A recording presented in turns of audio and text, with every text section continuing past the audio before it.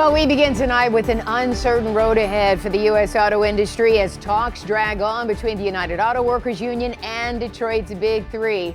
Thank you so much for joining us for 7 Action News at 6. I'm Carolyn Clifford. And I'm Mike Duffy. The United Auto Workers strike is now in its 11th day with no deal in sight.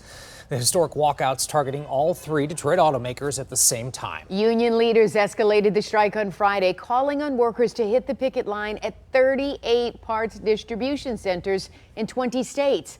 And the fallout is already being felt by suppliers right here in Metro Detroit. Wixom-based Eagle Industries announcing job cuts amid the ongoing strike. The automotive supplier telling state regulators that it's laying off nearly 75% of its 230 workers due to unforeseen business circumstances.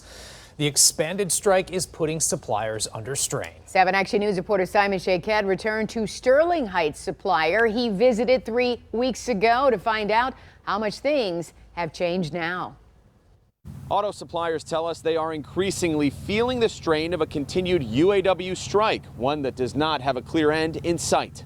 It's death by 1,000 razor blade cuts right now. From Wixom to Southwest Detroit and throughout the Midwest, a growing footprint of supplier companies to the auto industry facing tough choices in the days and weeks ahead, with roughly 36 sites of the auto workers strike impacting Ford, GM, and Stellantis. Tier 1, Tier 2, and Tier 3 suppliers are now considering their own next steps, with some already making layoffs in the hundreds. I've had calls from all over the country from different people. People outside of Detroit are asking me every day, what impact is this going to have and for how long? 3 weeks ago, I visited Tier 1 supplier Citic Die-Castle in Sterling Heights, who ships wheels to the Big Three and foreign automakers as well. We came to gauge where things stood before the strike at the company, which employs workers across the Midwest and more than 100 workers here. Since we first talked on September 5th, their president says heightened uncertainty for all suppliers has taken hold. He says they're fortunate to not have layoffs, but industry-wide economic worries have ramped up.